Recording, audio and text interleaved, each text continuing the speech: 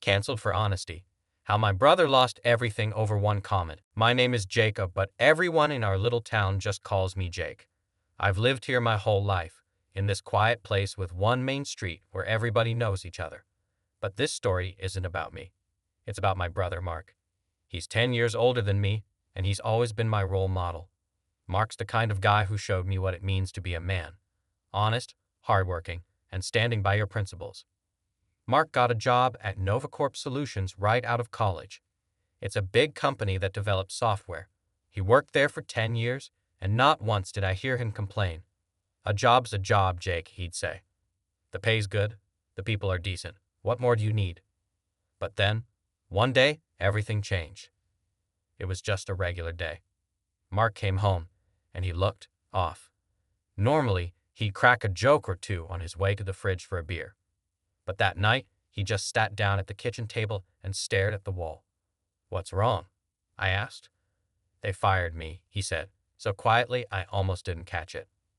It turned out that something had happened at work, something that led to him being let go. Mark had gone into the supply closet to grab some tools when he walked in on two of his colleagues, both men, kissing. He was caught off guard, to say the least. Around here, where we're from, stuff like that is, well, it's not something you see every day. People don't really talk about it, and Mark wasn't any different. A couple of hours later, one of the guys came up to him and asked, "Did you have something to say back there?" Mark, being Mark, blunt and straightforward, but not exactly tactful, said, "I don't know about you, but that felt off to me. Maybe you guys should save that for somewhere other than work." The very next day, his manager called him into the office. They didn't want to hear his side of the story. They just told him his comment created a toxic work environment and that the company has a zero-tolerance policy for discrimination. Discrimination? Mark asked. I didn't do anything wrong. I just said what I thought. But it didn't matter. They had already made up their minds. They fired him on the spot for violating the company's code of conduct. It was unfair.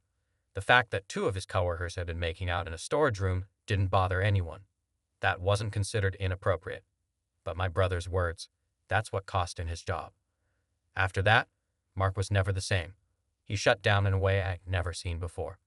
It wasn't just losing the job. It was how they made him feel, like he was some kind of villain. Mark had always prided himself on being a good man. He never took advantage of anyone, never stirred up trouble.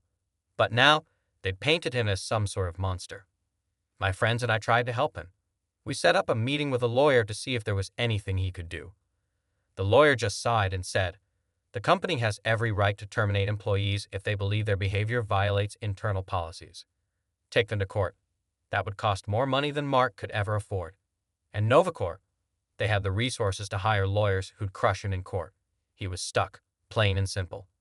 Now, Mark works construction, hammering nails and hauling wood.